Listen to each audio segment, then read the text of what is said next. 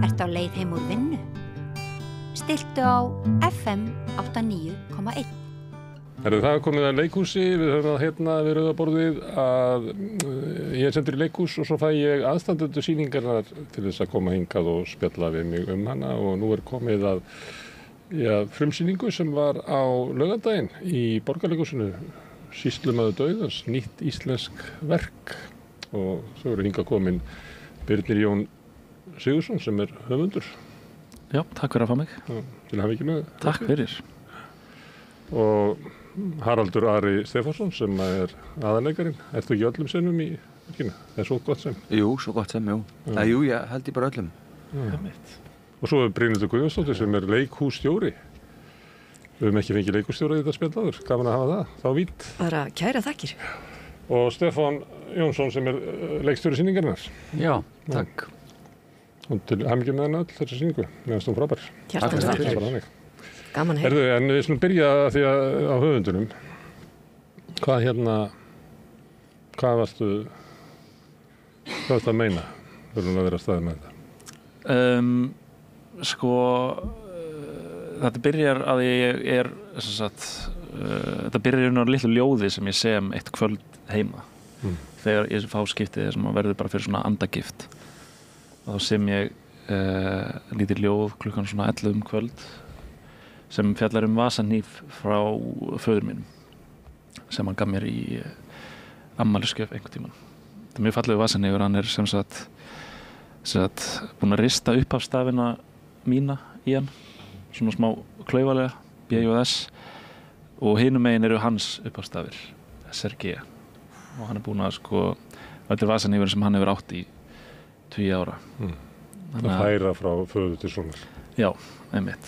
Þannig að ég verði einhvern tímann fyrir andagift og skrifa þetta ljóð og síðan sendi ég þetta ljóð inn til þess að velnefndar fyrir leikritunasjóðinn og segi eitthvað, mér langar að reyna að fanga þessa tilfinningu í þessu verki og þessa sem er hvað? Sem er svona ljúf ástar tilfinning þetta er í rauninni ástaróður frá föður, eða frá sinni til föður Og leikritið það? Já, leikritið og mér langar það sem ég sagði í umsókninni var mér langar að fanga þessa tilfinningu og ég sé fyrir mér að faðirinn degi og ég sé fyrir mér að vera í lag í sýningunni þannig að það er í raun smá upphafspunkturinn Faðirinn, hann er á lífi eða ekki? Hann er á lífi, jú Þannig að þú drepur föðurinn í verkinu?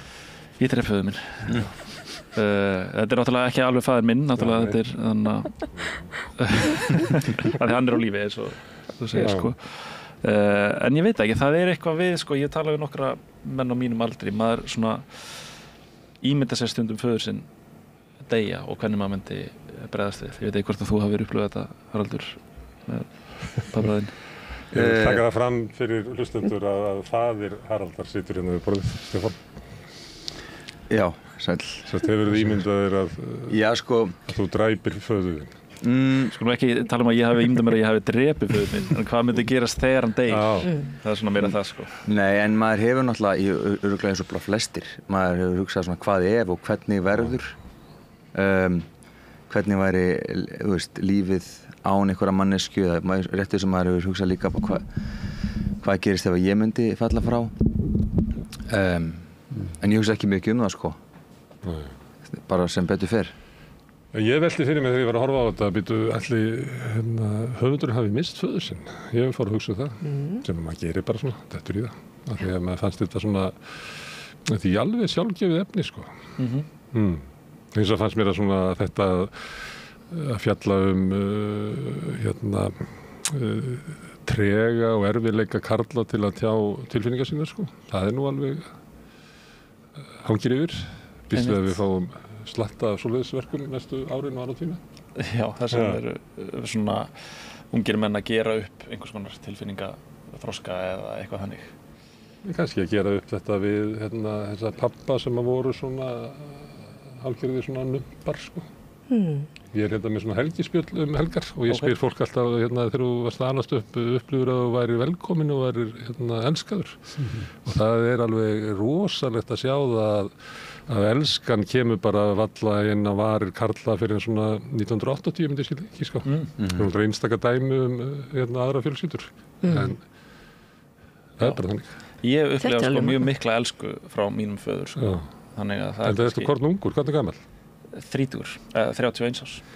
Má þá spyrja leikustjóran, þetta ekki fáránlega gott verk með að við hvað drengurinn ungur? Algjörlega, eins og Birnir talaði umsóknina sína. Já. Þessi umsókn hittu okkur í leikritunnarsjóðunum í valnefndinni í Hjartastað, sem sagt innan veggja Borgarleikhússins, undir hatti leikritunnarsjóðs Leikfélags Reykjavíkur starfar alltaf leikskáld og við breyttum fyrirkomulaginu á þann hátt að skáldin eru hjá okkur í 2 ár vegna þess að ég sá það að það var svona svolítið flókið fyrir leikskáld, tíminn líður hratt eins og við vitum öll, að ætla að skila af sér fullbúnu verki á 1 ári og mikið að gera á stóru heimili og við kannski gátum ekki alveg haldið eins vel utan skáldinu og við vildum. Þannig að við lengdum tíman, þannig að skáldi fer burt, gerir eitthvað annað, bara svona fer frá verkinu sínu og kemur aftur. Og á þessum 2 árum skrifa Birnir þetta, verði ég að segja, mjög svo þroskaða verk. Þannig að þú ert 27 þegar þú sendur okkur umsóknina, eitthvað svoleiðis. Já. Er það ekki? Er það ekki? Sem er svona Eða 28. Eða hvað? 21. Já, ég er 28 ára. Þú 28 ára gamall. Nýfermdur. Nýfermdur. Til þess að gera. En þetta er, svarið bara, þetta er gífurlega þroskaverk miðað við aldur og svona kannski reynslu heim leikskáldsins. Þetta er þroskaða því að það er að glíma við svona einhverja tilfinningar sem að þurfa að ganga upp í verkinu býstu við. En er þetta ekki, ég er nú ekkert vel að mér í leikhúsi, þetta er líka þroskaverk að því leiti að þetta fer svona mjög víða. Þetta er flakkar á milli að vera gamanleikrit og svo er þetta tilfinningasamt og leyfið sér að vera það og svo er þetta farsi og fáraleiki og allt þar á milli. Dufla við gríska harmleiki sem er sem sýnir okkur það, skáldið vel lesið og vel heima í. Og annarkot kjarkað eða heimst, fíbldjart, Það er kannski góð lýsing, fíbldjart, sko. En Súper efni fyrir þig? Já, það var það sem að bara kom í fangið að mér því ég las verkið. Það var náttúrulega bara fyrst og fremst þessi einhvern veginn, mér fannst þetta að vera alvöru.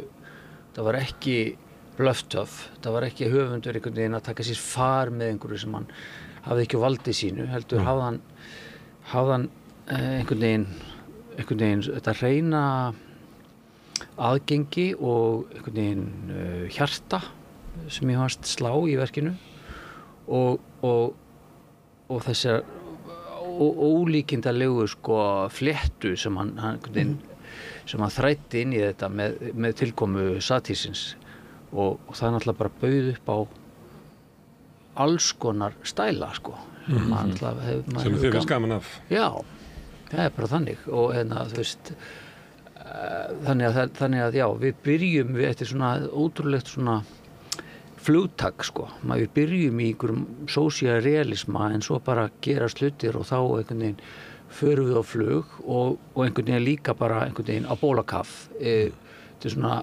inn í skóginn, inn í niður kaninuholuna svona mörg minni sem að maður villist og einhvern veginn það er svo ótrúlega einhvern veginn rétt einhvern veginn lýsing á sorgarferli sumpart en líka bara hverskins tráma af því að það er fólki tíðrætt núna þetta feðgasamband og það þarf að taka nú er komin tími tilfinningarlegs uppgjörs kallmanna og svona en mér finnst þetta bara, það er náttúrulega bara það sem við horfum á í öllum leikritum, það er einhver saga en hún náttúrulega vísar út fyrir sig og hún er góð og verkið vel skrifað, hún fjallar einhverja stærri kannski hluti og sammannlegri hluti en endilega það sem að blasir við í sögunni þannig að fyrir mína parta er þetta ekki endilega bara þó og það sé þráður feðgar heldur bara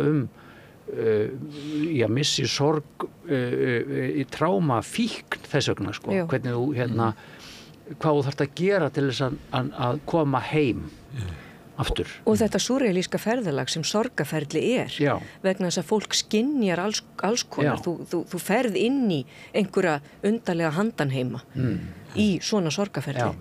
Svo líka samfélagið þarna, það byrokratían og það fjölmiðlarnir og manni að það samfélagið svo líka, þetta ekki alveg svona, þetta ekki algjörlega enganlegt, þetta þetta líka lýsinga á samfélagi.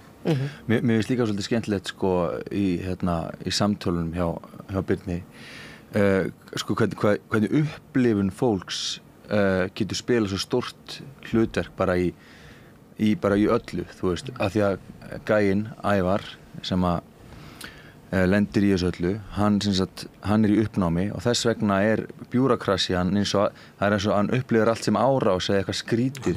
Kaftíst, en það líka sko bara, þú veist, það ofta að spyrja sig að því að það rosa mikið tekið núna að fólk móðgist yfir alls konar en þú veist að maður fari aðeins tilbaka og bara, þetta ég sem að túlka þetta sem móðgun eða hvað að gerast inn í alvörunni.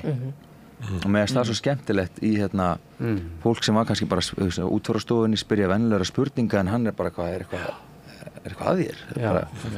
Allir bara komin í yfirheyrslu. Já, bara Það svolítið erfitt fyrir þig að vera þú miðjan í leikritinu og sömulegt allt sem við sjáum eitthvað sem inn í hausnum á þér.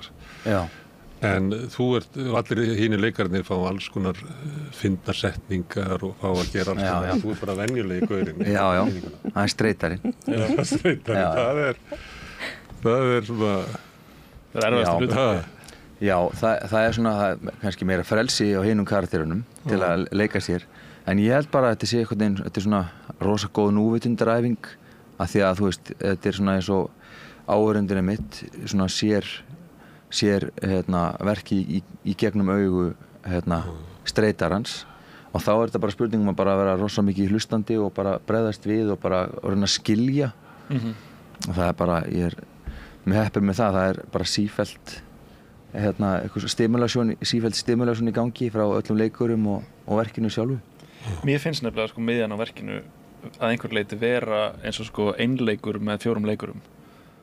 Já, þetta í raun eins og við sjáum svolítið núna bara upplifun eins karakters og þú veist og hinir leikararnir verða einhvern veginn hluti af þínum heila þetta einhvers konar svona inside out svona kvíðafarsi einhver sko kvíðafarsi, þetta svolítið gott En það mjög gott að þetta var í Fúsa að vera að segja sögur og leikara til aðstoðar. Við vorum að fjalla í gær Taktu flugið baby, það sem einleikur en með auka leikurum. Ég veit ekki alveg, ég fatta þetta en að sömuleyti þarna tenging á milli, þar sem að þetta eiginlega saga þín og þau eiginlega til stuðnings. Nefna náttúrulega kannski Pálmi, hvað heitir hann í verkinu? Birkir. Eða moldvarpar. Hann fær sína farsa senur líka sko, sem moldvarpar. Já, sem líka svona grótesku farsi sko. Já, sem líka samt einmitt svona ákveðin bara projeksjón aðal karaktersins, þessi pabbi sem hann alltaf allt snýst og þetta samviskubitt sem að síðan birtist í moldvörpunni eða moldvarpari þannig að setja í verkinu sko. En Brynhildur, þú sagðir að það væri gott að hafa leikskáldin 2 ár í húsi og maður sá fyrir sér svona að maður getur verið góður í að semja lög á píanóið heima eða eitthvað svoleiðis en að útsetja það fyrir symfóníuhljómsveit bara meiri háttar og maður bara það þú veist meira sko stóru tónskáldin ekki, þau eru misgóð í því sko það lengi mjög góður og Sjostakovits sem maður getur bara spilað á þetta eins og hljóðfæri sko. Þetta líklega það sem ef að þið fáið höfund að þá þurfum við að kenna honum að spila á bara allt annað hljóðfæri heldur en að fólk að skrifa þegar ekki að ljóð eða sko leikhúsið eins og því hann svona það ekki það alls ekki öllum gefið að skrifa fyrir leikhúsi. Ég myndi segja þetta væri erfiðasta formið, erfiðasta ritformið að skrifa leikrit vegna þess að það fleirum gefið að skrifa skáldsögu og töluvert mörgum gefið að skrifa ljóð en leikhúsið eða leikritarskrif það það allra erfiðast og ég tek hatt minn ofan fyrir öllum þeim sem að hafa einhvern veginn meistaralega tekist á við þetta og Birnir á sko margfalt hrós skilið það eina sem við getum gert, við getum ekkert kennt neitt af því annarkvort fólk með þetta í blóðinu eða ekki. Við getum hins vegar sett upp vörður og aðstoða við að toga fram og beina á rétta leið af því að leikskáldið á sínu ferðalagi óhjákvæmilega stígur onni einhver drullupoll og allt í einu farið að spóla í einhverja ringi og þá getum við sagt, nei, þú ert algjörlega með þetta, haltu áfram hér. Vörðurnar sem við setjum upp og þar koma dramatúrgar hússins sterkir inn. Við erum alltaf bara til skrafs og ráðagerða og við getum dramatúrgarnir geta lesið yfir, við getum sett upp samlestra á ferðalaginu og ég held að við höfum lesið sýslumannin nokkuð oft yfir og alltaf endaði á sama stað. Það voru bara orðlaust og tárvott fólk við borðið. En eftir ekki sammála því að dramatúrgarnir samlestur sérstaklega, það var fyrst það var stór punktur þegar Maggi las Magnús Þór Þorbergsson hann las drög 0 að verkinu drögin áður en fyrstu drög verða til og þannig að þau voru mjög léleg, ég skal bara þannig að viðurkenna það og hann kom með þá bara svona nokkra generalpunkta og var mjög ljúfur sko. Og það var bara allt sem ég þurfti bara smá svona eitthvað svoleiðis og síðan var organiseraður samlestur sem var líka mjög það var alveg brilljant sko. Það var rosa hjálplegt að heyra raddirnar eða heyra orðin hrjóta af munni leikarana vegna þess að þá finnum að hvort að eðlið sé hvort að komi úr mergnum og skjótist fram eða hvort þetta sé bara ég meina, fólk alltaf besti söngvarinn í sturtu heima hjá sér en svo þarf þetta að syngja fyrir fólk og það kannski öðruvísi. Og maður heyrir bara hvort sko hlutir virka fyrst mér í samlestri sko. Þú veist, það voru nokkra senur sem ég bara heyrði þá bara, já, það virka, ég þarf ekkert mikið að vinna þær meira og sér voru aðrar sem virkuði ekki sem þurfti. Og virka, ertu þá að tala svona spennuna á milli persónanna eða ertu að tala bara hvernig þetta flæði sem orð sem að geta koma út úr ykkur í mannesku? Já, bara að samtalið flæði sko og ég veit ekki, ég vinn rosa mikið af bara svona intuition, eitthvað svona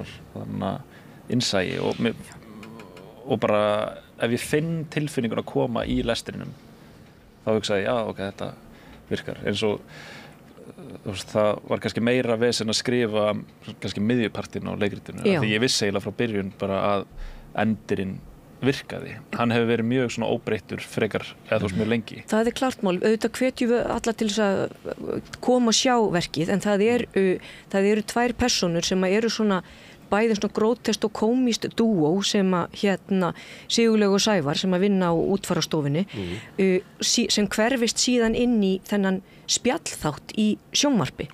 Þetta gríðarleg kunst að skrifa af því að þetta endurtekning, það byrjar aftur og aftur og aftur og verður þessi martraðakennda ferðalag Ævars að vera settur í spjallþátt aftur og aftur. Þetta myndi ég segja að væri mesta snilldin í skrifum í verkinu að láta þetta koma heim og saman og konan með mikrofónin. Þetta að því að endurtekningin svo oft. Já, mér þarfandi fyrir að segja þetta. Þetta var langerfiðasta senan til að skrifa og ég var, held ég, það var einhver 1,5 mánuður þar sem ég var í Finnlandi að skrifa bara þessa senu einhvern veginn aftur og aftur og aldrei einhvern veginn virkaði hún og síðan voru við með henni í samlesturum og hún lenti ekki heldur þá og einhvern veginn og Já, það eitt af svona dæmunum hvað þetta var öfulega gott að því að það hefur oft verið sett upp á svið svona spjallþættir. Ég held að það hafi verið einhverju verki eftir Hallgrím Helga og líka Þorvald Þorsteins og þetta einhvern veginn virkaði aldrei almennlega svona. Að því að ég held að þetta hljóta að vera eitthvað erfitt að þú ert með eitthvað sem svona sýn á heiminn og ert að reyna að vera með það inn í það sem á að vera. Oft bara þetta svona þunglamalegt og ég held að hjá Hallgrími þetta verið bara allt og langt og erfitt og svona.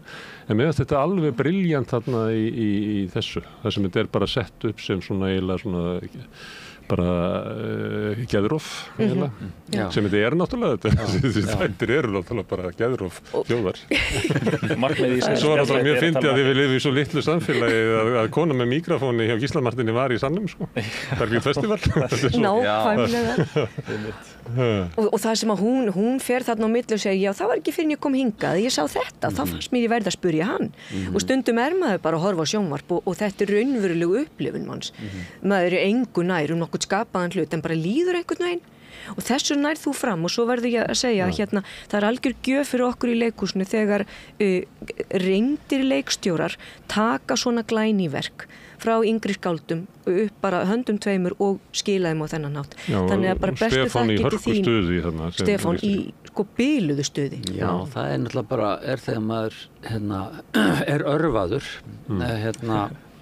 af verki þá náttúrulega bara þá fer maður í gang sko það er bara þannig og talandi hennar sjónvarpsþátt þetta er svona dæmi já, þetta er kröfuhart efni að takast á við á sviði en eins og það hafði þróast í meðförum Byrnis þá er þetta bara ótrúlega skemmtilega áskorun og einmitt lýsandi fyrir efnistökin í þessu verki því að þetta er einmitt kunnulegt fyrirbæri þessi spjallþáttur og þar er verið að segja sömu hlutina meir og minna með sama fólkinu aftur og aftur á þess að gefa því tíma og þú mátt bara segja sumt og ef að þú ferð á einhverja dýft sko þú veist þá er bara ekki tími til þess eða það verður óþægilegt Já þetta er bara óþægilegt fyrir fólk vill þetta ekki og það er náttúrulega það sem aðalpersónan í verkinu er að díla við sko þú veist að hann er að takast á við erfiðar tilfinningar hvað sem að það er innra og hvað sem að þessar raddir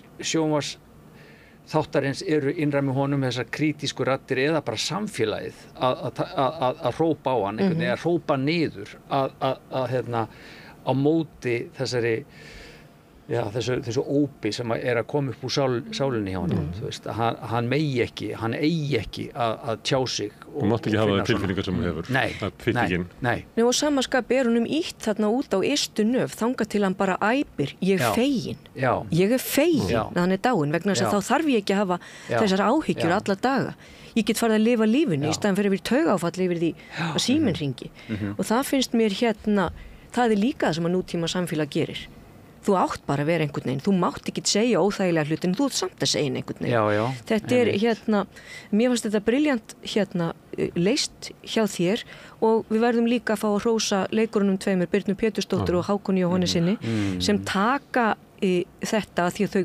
algjörlega binda sig saman og búa til, þetta er leiktæknilega mjög flókið. Þannig að bara hrósti þeirra líka. Þetta vera með þær persónur sem svona gangi gegnum þetta og líka þessi þessi ferð og svona, þetta er svolítið svona miðaldalegt, það minnir mér svona miðaldabókmyndir. Ekki? Þetta er, að einhverju leyti er þetta klassíska ferðalag hetjunar. Þú ert riddarinn. Ég er riddarinn. Og þetta er svona, eða bara eins og Lord of the Rings eða eitthvað svoleiðis, þess að þú ferði í ákveðið svona ferðalag kastar hringnum í eldinn og síðan kemur tilbaka breyttur maður. Það er hægt að lesa þetta í þessum svona bara klassíska mónomítan eins og einhver greinandi kallaði þetta sagði að allar sögur væru nákvæmlega þetta sem ég er ósammála en þessi saga það er hægt að lesa hana svona. Og hann kemur með lærdóm sem er ekkert verið að fela beint svona. Þetta er svona óður til einfallleikans og svona smáu hluta og óður til þess að vasa nýfurinn þinn að það er komið barn sem að mun fá að næst og þar svona til göttunum að þetta sé svona arfleið sögunar og þannig að þetta er svona ljúf skilaboð sem að fólk er sendt út með og mér finnst það svona að því að þetta er búið að vera svo margt að leyfa sér líka að koma það og vera bara svona sentimental í lokin það var sem vera bara djöfullinn sjálfur þau hafa gert allt saman og þetta er bara með svona góðu tempó og góðu leik allir í stuði þá bara gekk allt upp Já því náttúrulega framtíðin er spennandi og nútíminn er spennandi en það er náttúrulega alltaf svona gömul tugga að eldra fólki sé að minna ungu kynslóðana á að það eru mörg gildi og venjur og arfleiðir sem eru bara mjög fínar og maður þurfi ekki alltaf að vera búið til eitthvað nýtt og það svolítið þú ert svolítið að tala um það í þessu verki bara, þú veist, það líka bara rosa gott að fara að hitta vin í staðin fyrir að ringi hann á FaceTime og það getur verið gott að mæta í vinnuna í staðin þess að vera í fjarvinnu þú veist, þessi bara þessi basic hluti sem maður svona alltaf, þú veist, sem verður alltaf erfiðar og erfiðar maður, þú veist, fólk hittist sjaldnar maður alltaf að heyra þetta út í heimi Viðar Halldórsson, prófessor í félagsfræði kallar þetta félagslegi töfrar sem að minnka í samfélaginu okkar og samfélag okkar byggt upp á þessu og ef við sinnum þessu ekki þá ragnar samfélag okkar upp og líka Guð hjálpa okkur þegar áttum okkur alltaf við erum að missa eitthvað því að það ekki hægt að byggja þetta upp nema bara rækt þetta og gleyma sér og bara, þú veist, ef maður fyrir eitthvað óvænta leið, að maður lappar heim og þú veist, eins og maður gerir svo oft í útlöndum þá svona villist maður að leið og hittir eitthvað skrítin kall og þú veist, þetta eitthvað sem að það svona alla ég finn fyrir mig, ég þarf svona að setja með verkefni svo ég lendi í þessu og þess vegna finnst mér þetta skemmtilegt í þessu leikhúsi eða leikriti að þú ert á einhvern hátt að fjalla um þetta og svo náttúrulega bara leikhúsi eitt af síðustu vígunum þar sem við getum upplifað eitthvað saman og tala um eitthvað og svona bara ég man, eins og Lord of the Rings, ég man því ég fór að sjá Lord of the Rings í bíó, þú veist, það var svona upplifun með öðrum sem ég held að sé svona alltaf sjaldgæfara núna það gerist alltaf með fótbolta, íþrótta viðburði upplifun sem komin í svona enganlega upplifun sem ég hef hérna bara í mínum síma og svo líka horfð þú á eitthvað kannski í baði en ég horf eitthvað á stórum skjá þannig að upplifun, þú veist, það ekki alveg hægt að bera það saman heldur En þú ert ekki að upplifa þetta með neinum og bara þetta tengslarof sem að verður til í þessum snjalltækjum mér finnst þetta alveg skelfilegt leikriti fjallar um það að það ákveðin lykt af ristuðu brauði og bíllinn bilar, getur bara talað um það vegna þess að það rauntenging þetta bara, þarna kjarnast mennskan og leikhúsið á náttúrulega heima bara, það bara heimavöllur mennskunar leikhúsið Kannski einn af fáum stöðu sem eftir eru þar sem maður getur ekki tekið þetta upp Annars satt ég á föstudaginn í leikhúsi með konu sem var kíkti á hvort það væri búin að fá ný skilaboð held ég á svona 7 mínútna fresti Já, blessu konu Það alveg magnað, við rendum þessu nokkru sinnum og með fólk í sal og þá var maður að eins og leikstjórinn þarf að gera, hann þarf alltaf að færa sig aftur og aftar eftir þeirra sem það fjölgar gestum á fórsýningum og þá tók ég eftir þessu hvað sumir eru illa stattir hvað þetta varðar sko. Alltaf að kíkja og bara, þú veist, og maður sá hreinlega að þetta var ekki neitt merkilegt sko. Eins og séu sko hersöfningar í einhverju stórkostuðu stríði sem sekúndur geta skipt Þetta eru bara jönkarar Þeir eru bara þurfa að sprauta sig bara, þú veist, reglulega sko. En talandi um það, þetta er á hvað þetta í nýja svið Jú og þetta er rosalega framalega á senunni það er engin dýft í þessu ef ég veit ekki hvað það heitir í leikhúsi Jú, það er nú alveg notað alveg inn sko en er þetta og breiddin er notuð Já, það er ekkert mjög djúpt Nei, þetta fer eins djúpt og það getur farið og Mírek Kasmarek sem að gerir leikmynd og búninga og lýsingu rosalega flinkur að því að við erum svo vön að sjá statíst inn á þessu sviði en þarna kemur pendullin sem að ég verð að segja fyrir mig bara svona wow, þú veist að bara allt í einu verður þetta svið að einhverju miklu, miklu stærra sem við erum ekki vön að sjá þarna inni Ég var bara að velta fyrir mig svona að ég er alltaf að reyna að læra eitthvað þetta væri öðruvísi sett upp þetta væri á stóra sviðinu Alveg klárlega, maður þarf alltaf að taka mið af sviðinu sem maður er að vinna á og ég hef nú unnið mikið á þessu sviði, ég svona byrjaði minn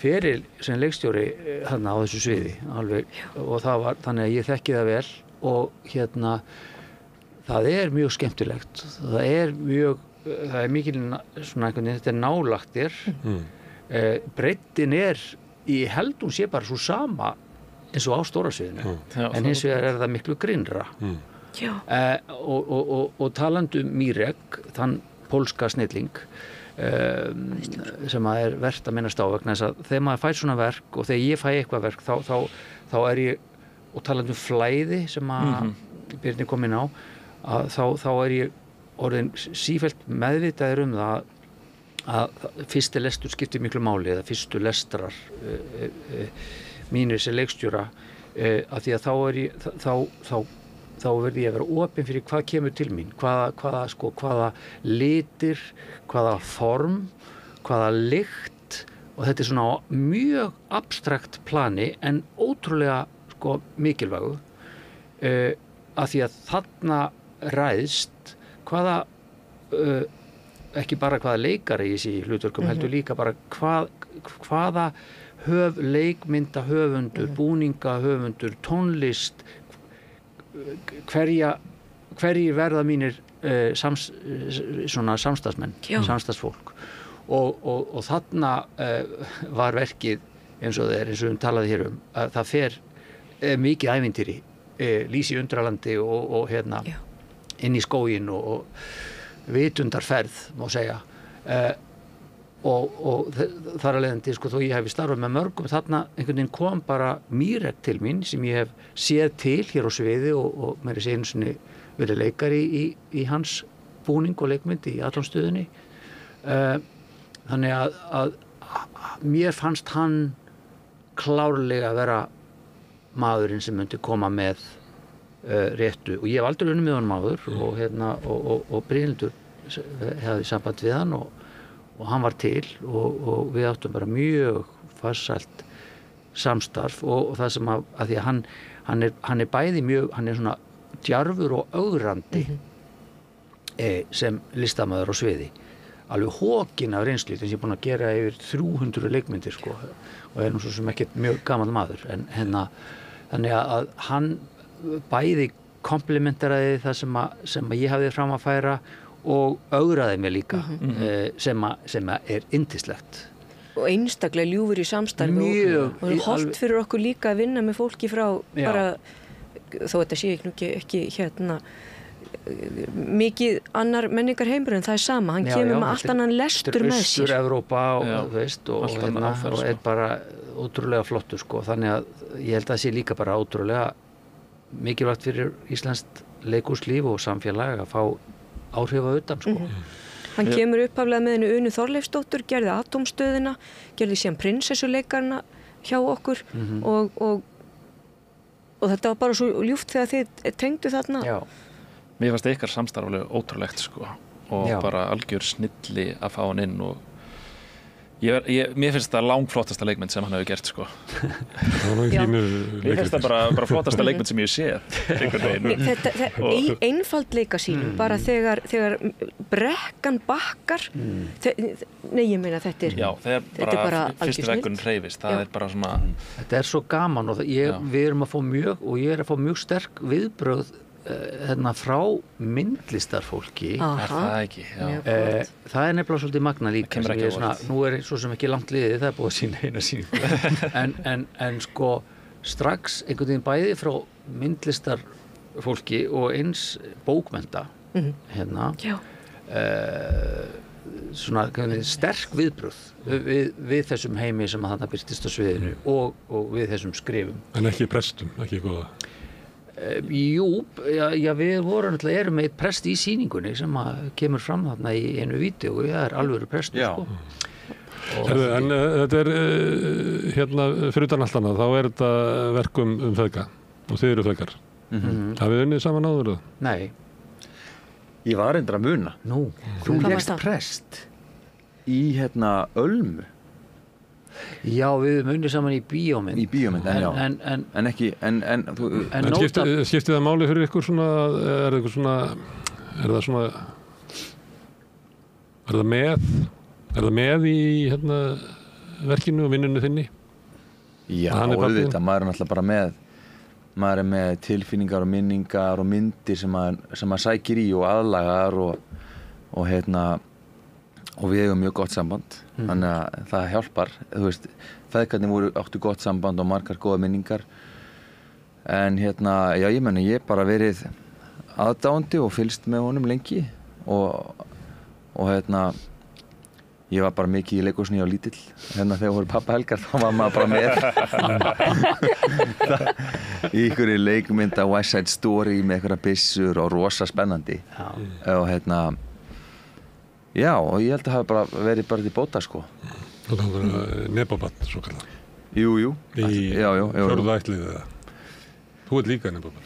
Já, sem sagt, já, það má segja það, sko, ég meina, afi minn reyndar, sko, ég fer ekki alveg beint í, ég er ekki sem sagt leikhúsbarn þannig, ég er svona leikhúsbarnabarn. Þannig að vissulega, já, við skulum ekkert vera að reyna að fela það, Haraldur minn. Sví, nebóbar. Ég er ekki viss, þetta er ekki endilega skammarir, sko. Nei, þetta er svolítið tala það, skilur. Bara eins og tómatsósa bara tómatsósa. Já, en ég meina, þetta í fyrsta sinn sem við vinnum saman, skilur, það bara mjög skemmtilegt. Mér finnst það bara flott að við sem að gera það núna. Þetta rétti tímapunkturinn. Meinar að því að þú ert komin á þann aldur, eða? Það hefur verið erfiðara fyrir 10 árum. Já, það hefur verið öðruvísi, held ég. Já, einhvern veginn. Það útskrifaði sko fyrir 10 árum. Ég útskrifast, já, fyrir 10 árum það einhvern veginn. Við erum eitthvað svona, kannski eða með þetta óþægilega þá, örugglega. Bara strax út úr skóla. Já.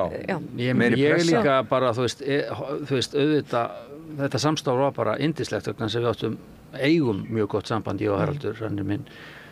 Elsti sonur og við höfum bara alltaf verið mjög nánir, þannig að ég var ekki stressaði fyrir því og það bara kom á daginn. Hann náttúrulega bara er ótrúlega flottuleikari og vinnur vel, samviskusamur og duglegur og hlífir sér hvergi, þú veist, og hérna kemur með sína fínu menntun frá Bretlandi og Sentraskóla Speech and Drama, þar sem ég hef fylgst með honum og gefið honum sko svona hérna, kommenta og allt sem hann gerir, hann leita til mín, þannig að þetta hefur bara verið, þú veist, en ég var algjörlega fullviss um það, ég ætlaði aldrei að fara að kasta honum í eitthvað sem ekki myndi hæfa honum eða ég treysti honum ekki fyrir, bara þar kemur að mínu listræna mati, þú veist, bara kannski að kúltúrböll lendi því að fá eitthvað í fangi sem það ráð ekki við, sko. Og snemma kannski. Og snemma eða eitthvað, skilur, það má vel vera, sko, þegar að foreldrið, gætir ekki að sér, sko, einhvern veginn, til þess að koma því áfram, einhvern veginn, en það hefur aldrei kvarlað að mér að kasta hann í eitthvað bara að því bara, sko. En efni sem er svona feðgasamband, hafði það svona áhrif á ykkur á meðan voru það þið eru feðgar? Já, við gátum vísað í eitthvað. Bara, þú veist, þetta er eins og manstu. Já, boðleiðirnar voru styttri. Já.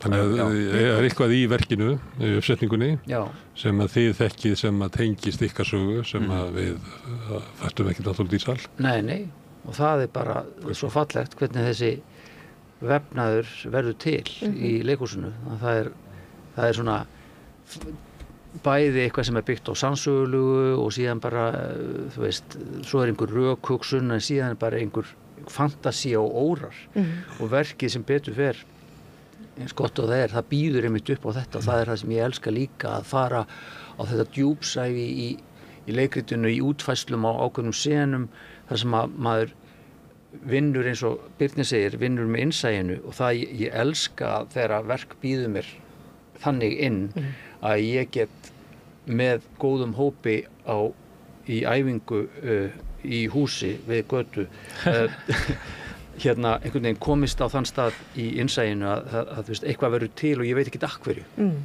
eins og gerðist það sem að einhver leið með senu verður til en hún bara algjörlega við fundum öll þetta er rétt en vá, hvernig komast við hingað og hverju, þú veist, því að þetta er ekki leitt rök. Þá skulum við spyrja því, kannski Brynhildur, að því að það sem mér finnst merkilegt við þetta og er að Birnir leggur af stað og býr til sögu og gerir hana sko, ég meina hann fer á eitthvað svona svæði sem ég meina þetta eru hann kemst yfir mýri sem að margir hafa drukknað í þú veist, það er engin vandi að klúðra því að skrifa þetta leikrit og það er líka engin vandi í því að klúðra uppsetninguna á þessu. Hvað veldur því að þetta er svolítið djarft, það er allir svona aðeins lengra en þeir hefðu kannski er skjól. Stundum virkar þetta en stundum virkar þetta ekki. Af hverju? Samsending listræna teymisins, myndi ég segja. Og við héldum líka, Birnir hefur verið duglegur við það að hrósa okkur í Borgarleikhúsinu fyrir að halda vel utan leikskáld, fyrir það erum við þakklátt. Og dramatúrkar stóðu vaktina, við vorum alltaf til skrafs og ráðagerða eins og ég sagði og ég held að þessi samsetning listræna teymisins og bara rétt kastað í hlutverk og hérna En ef þetta væri svona, þá myndu öll verk ganga upp. Já, þá bara gerur allt rétt og þá gengur allt upp. Það er bara ekki alveg þannig. Nei, það er alveg rétt hjá þér. Þá er þetta bara himintunglin, einhvern veginn. Himintunglin röðuðust þannig upp. Þetta heppnaðist bara. Það er það sem er hið undursamlega og hið stórkostlega og svo ég vitni aftur í verkið hérna í loka andartak kannski feðgana að það er það sem er svo yndislegt en leið háskalegt við þessa listgrein og við svo sem kannski bara við list almennt að þú veist aldrei og ég vitna stundum í Peter Brook þann gamla hund sem að margir þol ekki en læði nú aldeilis sinn skerf til þróun leiklistar 20. öld að þú getur þetta er svolítið svona eins og að reyna að kveikja eld og finna upp eldin alltaf því sko að búa til leiksýningu þú býr til eitthvað svona hreiður eða eitthvað svona umhverfi og þú tínir til hérna hráefni og velur fólk til að hjálpa þér við að hérna búa til það umhverfi og það eldstæði það sem að mögulegt er að það verið til eldur og þetta er eitthvað svo auðmjúkt viðhorf þú veist, það er engin hroki í þessu, þú gerir þitt besta og þetta er einmitt til þess að kveikja líf, þetta er svona eins og hreiður og það eru egg En stundum kveiknar eldur og allir fá eitthvað að borða en stundum kveiknar ekki eldur og bara allir fara að svangir að sofa það er bara eins og það er og þannig er bara leikhús við vitum aldrei þegar við leggjum á stað mun þetta heppnast eða mun þetta ekki heppnast og þú veist ekki eins og með hverja sýningu fyrir sig sko, þú veist, þegar ég var að tala við leikarana fyrir frumsýningu þetta, í bíómynd þá eru allir búin að gera sitt og það er búið að klippa hana og hljóðsetja og hún er bara sýnd í bíó og hún breytist ekki ég meina, jafnvel í bíó samt þá er ekki á vísan ró og þú veist ekkert hvað gerist jafnvel þú setna alveg frábært lið á öllum postum en í leikhúsinu þá ertu þar að auki með hverja sýningu sem sko ný augnablik aldrei eins þannig að þú veist það er aldrei á vísan að róa hvað gerist núna hvort að lífið kvikni í efninu ég meina, þú getur verið með góða sýning og hvort það haldi út já, það getur bara verið alls konar sem gerist bara stemning í salnum og því að svo koma áhorfendur og þeir eru líka mótleikarar en það sem okkur á sviði talandi sem leikari, það sem okkur finnst vera alveg bara hímin og haf það er kannski einhver svona 8% núans sýningin er alltaf svo sama en það er ekkit verra en að leika í leiksýningu sem að má ekki þroskast og ég held að við getum öll verið sammála það að leikhús sem er algjörlega niðurnjörvað greift í stein þú veist, það er bara ekkit gaman það er bara ekki lifandi Mér fannst vera eitt moment í þessari sýningu að þau vorum að tala að velja listrænt teymi sem sko í ferlinu þá frekar tala að velja listrænt teymi það sem annað hvort getur kviknað eða ekki var þegar Ásgeir Trausti var valinn til þess að einmitt ég ætlaði að segja að það koma einu feðgar í viðbót með óbeinum hætti Já, og þannig að því að Stefán stakk upp Ásgeir Trausta og mér fannst það góð hugmynd af því að ég veist líka hann var með þessa fyrsta platana sem saman eftir ljóðum frá pappa hans og ég bara eins og þessi fyrsta platan er alveg frábær og bara þú veist hann er frábær tónlistarmaður Önnu platan svona það var vitt í leikriti og ég man og síðan sendur á mig, ég var upp í bústað þú sendur á mig, hann er búin að senda lagið og ég þorði ekki að hlusta á það í heila sólarhring af því að ég hugsaði ef þetta er lélegt lag þá er bara lélegt lag í sýningunni þetta er eina lagið og það bara, ef það hefði verið valin einhver annar þá hefði bara kannski lagið verið lélegt, eða eitthvað leiðis en þetta var bara einhvern veginn og bara sem hlustaði lagið og það var fullkomið því ég hringdi Ásgeir Trausta þá var hann í Krónunni að kaupa í matinn þetta er bara einhvern veginn allar þessar sko venjulegu það var bara eins og hann væri bara að rista brauð það var ég meina, þú veist, það er einmitt svona dæmi þar sem ég hélt á þessi fanginu í margar vikur mánuði hver ætti að semja þetta lag. Það sem sagt eitt lag fyrir þau sem ekki... Þetta gegnumgangandi sem svo fallegt eins og svo margt í verkinu líka að það komið að einhver, það er eins og ferðalag hnífsins í gegnum sýninguna. Það líka svona taktskipti þegar þetta kemur þessi sena, það skiptir yfir í svona annað og það þarf að vera í lagi þetta lag. Og það er ferðalag melodíunar í gegnum verki sem við heyrim í byrjun svona slitur af og orð á stangli og síðan hvernig það þróast í eins og svona einhver svona andvari í gegnum sýninguna og hvernig það síðan birtist í lokin. Og sem Haraldur flytur svona stórkostlega. Þetta er sko ómögulegt verkefni. Þetta er nefnilega lag sem á einhver einn að kjarna allt í sýningunni á 2 mínútum. Epilókur. Já. Og einhvern veginn texta. Af því þetta var bara einhvern veginn rétt. Þó ekki þetta sleppaði að horfa á sýninguna og hlusta bara lagið, það er ekki alveg þannig. Nei. En ég hugsa að þú hefur séð sýninguna og hlusta síðan kannski aftur á lagið, þá nærðu kannski upplifa hana alla. Ég er að spyrja ykkur svona galdurinn í leikhúsinu. Það er eitt sem að því að það var frumsýning og var stundum að farið á frumsýningu þar sem að stundum náttúrulega bara séð verk sem að þau ná ekki einhvern veginn í gegn.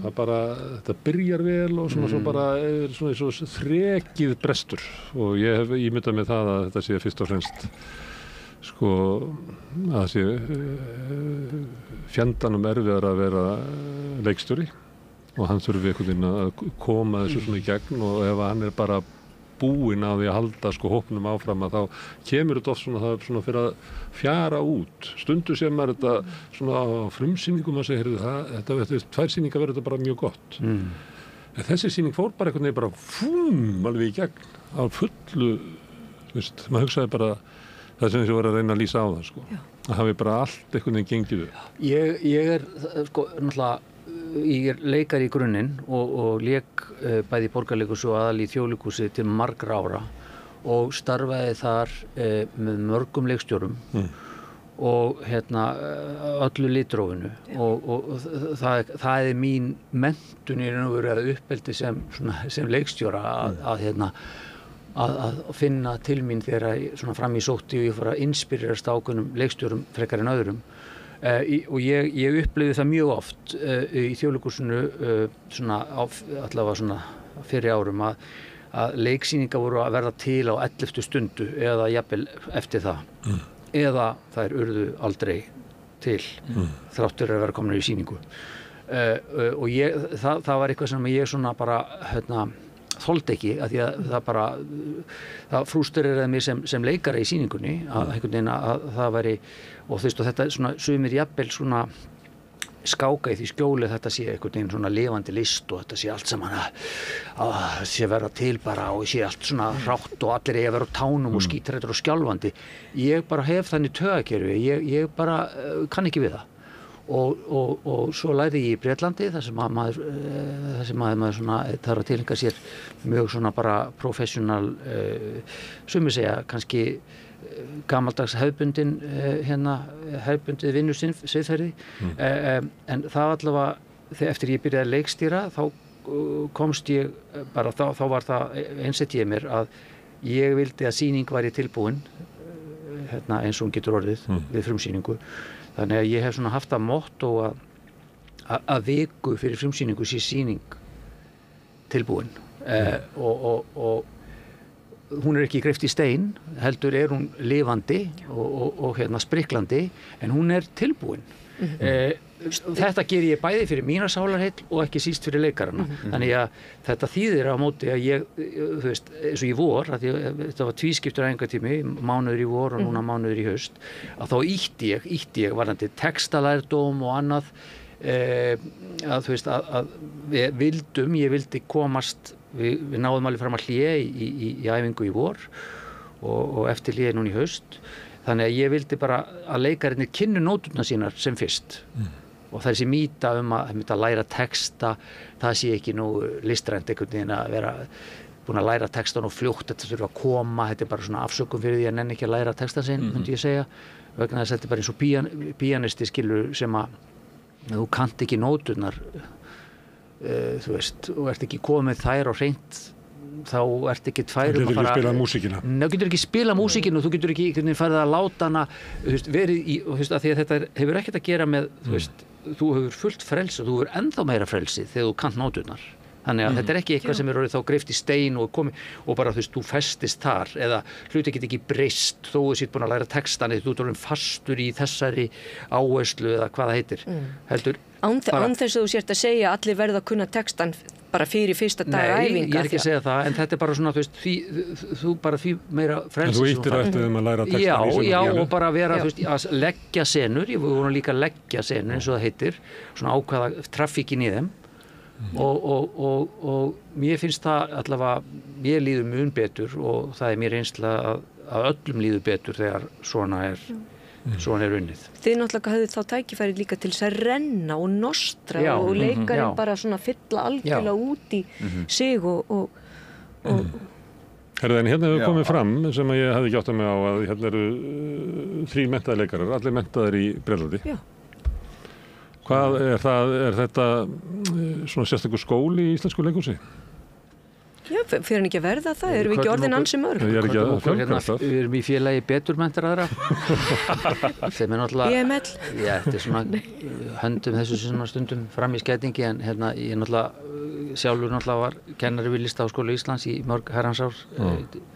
Þannig að ég ætti nú ekki að segja svona en hérna en ég minna að þetta var náttúrulega bara við Brynhildur náttúrulega með þess að lærðum í sama skóla, Guildhall School of Music and Drama og hérna verandi með þetta leikhúsbarn sem ég var sem barn og unglingur þá kom ekkert annað til greina en einhvern veginn, mér langaði svolítið að þú veist að ég komst mér þessi inn í skólan en ég sótti því ég var að bíða eftir svari að utan þú veist en þannig að þegar svari kom að utan þá tók við bara svona undir feldi í sólarhring og hérna ég hugsaði með mér, ég vil fara út, ég vil einhvern veginn byrja á nulli, ég vil hleypa heimdraganum, ég vil breiða út vængina og fara í stærra samingi en Ísland nokkur tíma getur boðið upp á en það reyndist það bara að vera happadrjúgt því að ég þurfti einhvern veginn algjörlega að byrja á nulli, ég var bara einhver nobody sem talaði vonda ensku og var svona þar að litin hornauga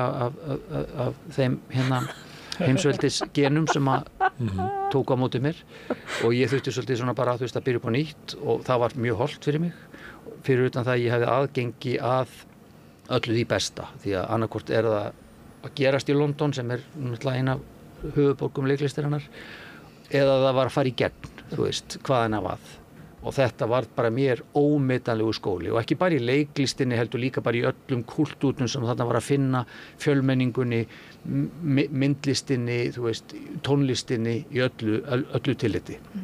Þannig að ég hvet alla til þess að hleypa heimdraganum af því að annars verður maður heimskur eða ekki. Það sem ég segja. Þannig er orðið búið til. Já.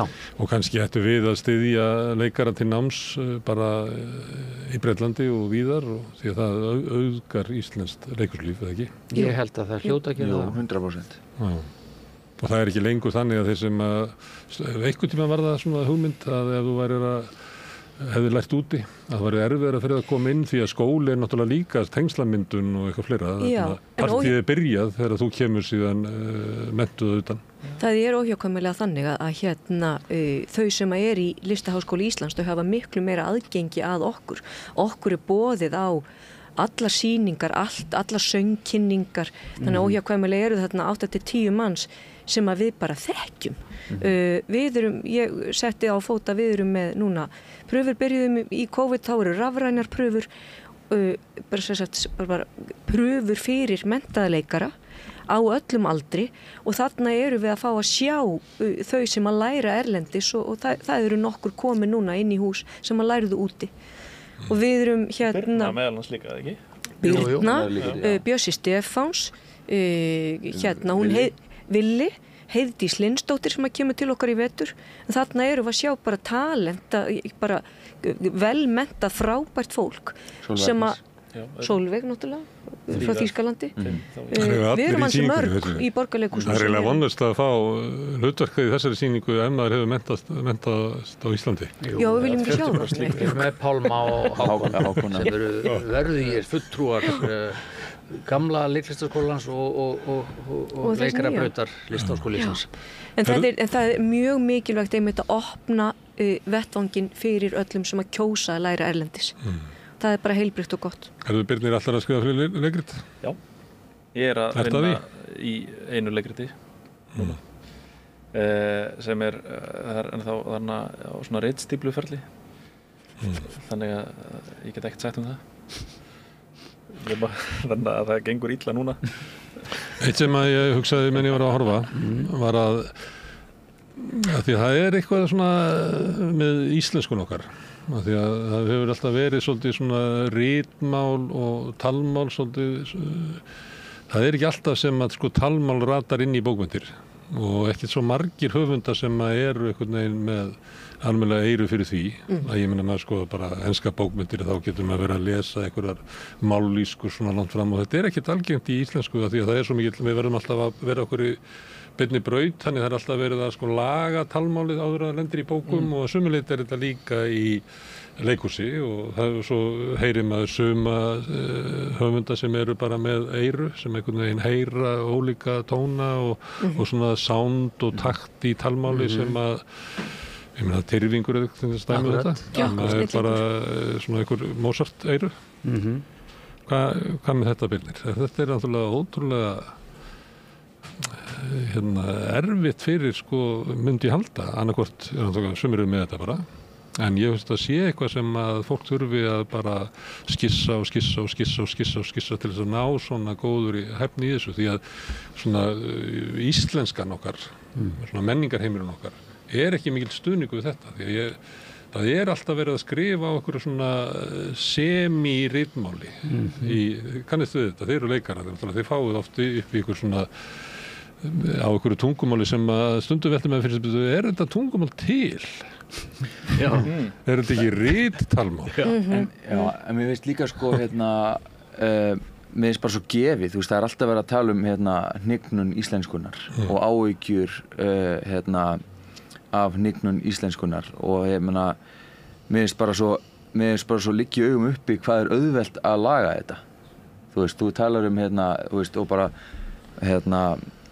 frábær skáld sem þú nefndir áðan, Tyrfingur og Birnir með, þú veist, þeir eru mjög góða færni á talmálinu og þú veist, að láta texta lifna upp og láta samræði vera eðlilegar, svo náttúrulega þetta eru tveir ólíkir heimar, það er leikhúsi sem er ekki venjulegt mál, það er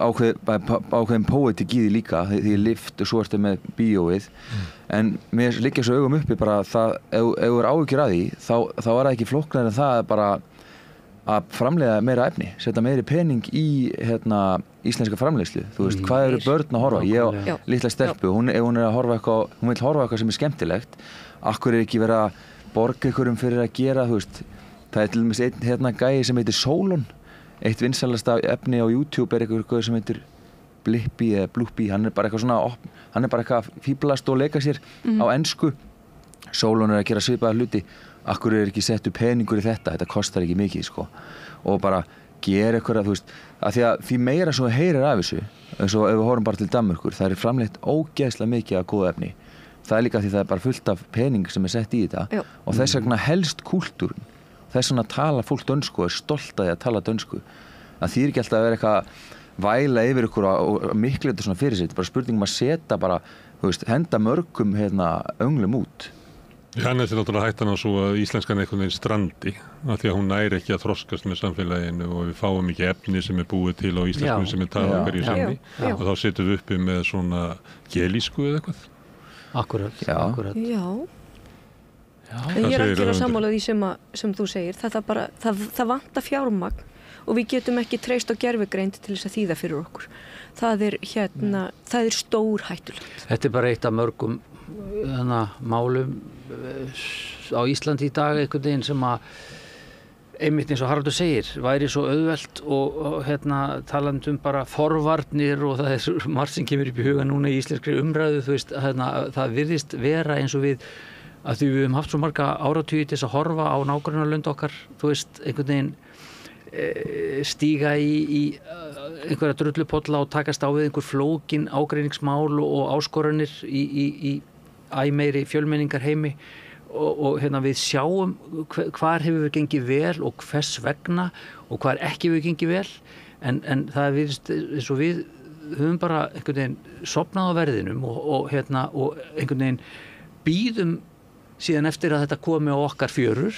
og lendum í sömu drullupollanum eins og við erum búin að sjá og fá dæmi erlendis að þú veist hvernig fer ef það ekki slegin vannagli, ef það ekki brugðist við. Þannig að við viljum alltaf einhvern veginn, já við þurfum að lenda í sömu pollanum eins og stóru strákarnir út í heimi, skilur í staðis að bregðast við og þetta verður að gera með íslenskuna, hvernig við getum venda málið okkar. Við erum búin að horfa á tungumálið mitt, þú talar gelísku, hvernig við orðið, hvað hefur gerst.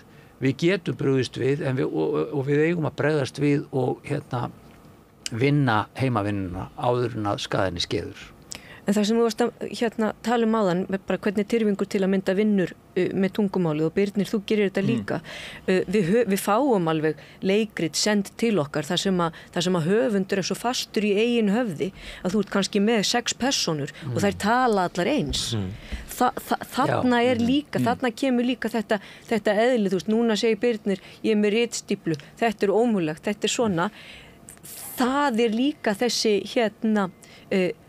þetta sem þú varst að benda á áðan að við erum bara bljúg og auðmjúk gagnvart því sem við erum að gera, listafólk og Birnir er bara með stór eyru og hann er með augun opin og þetta kemur í gegnum bara beinmerkin að það tali ekki allar persónurnar eins í verkunum hans. Það er bara því hann er að vanda sig. Ég hef líka bara svo gaman af svona mismunandi hljómfalli og mismunandi rytma og eitthvað svona og ég held að ég græði svolítið á því kannski að ég kem náttúrulega úr leikhúsinu frekar heldur en bókmenntum sko. Já. Þannig ég var ekki að leita einhverju svona einum tón sem er svona eða svona eitt hljómfall sem var í gegnumgangandi gegnum skáldsögu heldur við sem er svo gaman að vinna með mismunandi stíla og þú veist þess að fólk talar mismunandi í spjallþætti eða í yfirheyrslu eða í, þú veist, eða sín á milli eða feðgar eða og Ævar talar öðruvísi en sýslumaður dauðans, þú veist, það er bara og þú veist, það er svona skriffinskumál og ég var að tala daginn, sko, ég bý svolítið að ég líka get skrifað mér hratt á tölvu þannig að ég get kannski Lærður þú fingarsetningu? Ég nefnilega lærði fingarsetningu. Það var ritfinnur. Já, ritfinnur, já. Og þannig að ég get verið að hugsa hvernig einhver talar. Það er dæmi svona klassíska menntun. Já, nákvæmlega. Textan hans Ævars, hann er tróðfullur af higorðum. Já, það var. Og setningur sem segir hálfa og sem segir hana heila. Hérna sko, ég var að spá hvernig, já. Og þú veist að það er bara því að ég er að hugsa hvað Ævar myndi segja og ég skrifa bara allt sem ég hugsa. Líka þannig ég veit ekki alveg já, þetta eitthvað. Þú veist, að því að maður talar mjög skringilega, sko. Já. Og ég vil líka vera að taka upp spuna. Þú veist, það sem ég kannski er að spinna á skrifstofu bara í mikrofón og síðan skrifa ég niður. Og þá er það er óskiljanlegt rugl. Það er óskiljanlegt, en það er miklu betra að leika það heldur en að leika skrifaðar setningar. Og svo er kynslóðamunur hjá þér. Og svo talar Birkir allt öðruvísi, faðirinn. Það er Þetta er nú er hann Birnir búinn að ljóstra upp góðri aðferð fyrir höfunda til að vinna með texta. Þetta er eins og maður sé geðveikur ef einhver er að hlusta. Þetta er líkt því að ég var að líkja sig við Hvað er geðveiki? Ég var að líkja sig við sinfóníuljónsveit og getuna á því að semja fyrir hana að það er náttúrulega hluti að þroska tónskáldsins að geta samið annars konar línur fyrir klarinettin heldur en fiðluna, sko. Og þú þarft að vera orðin svolítið, þú þarft að leggja þig fram við það, sko. Það er ekki, þetta sprettur ekki innan hóður. Herðu, gaman að fá okkur hingað að spjalla þetta verk og fræða mig aðeins leikhúsið í leiðinni til hamingju Birnir. Takk hérlega fyrir. Þetta er svolítið svona stjarnarhætt þetta verk. Það er það svolítið. Það er það. Við hvetjum alla til þess að koma og sjá Sýslumann dauðans og nýja sviðinu í Borgarleikhúsinu. Já, og kaupa miða strax. Já, kaupa miða strax. Líka til hamingju Haraldur með að sömuleitt er þetta sýning sem að hverjustu þig og var með það þegar fólk stóð upp og klappaði og svona, það fannst mér sko, það var eitt af afrekunum sem var verið að klappa fyrir að hvað þú stóðst þig frábærlega. Takk hérlega fyrir það. Og Brynhildur til hamingju með verkið og Stefán. Það er fögnuður í litlu landi þegar að góðu listamenn eru í hörkustuði. Það bara bætir samfélag okkar. Heyr. Takk fyrir öll. Takk kærlega fyrir. En ég ætla að setja þenn áfram og reyna að skilja samfélagið sem við lifum í. Næsti kafli eftir augnablik. Samstöðin í eigu hlustenda, áhorfenda og lesenda.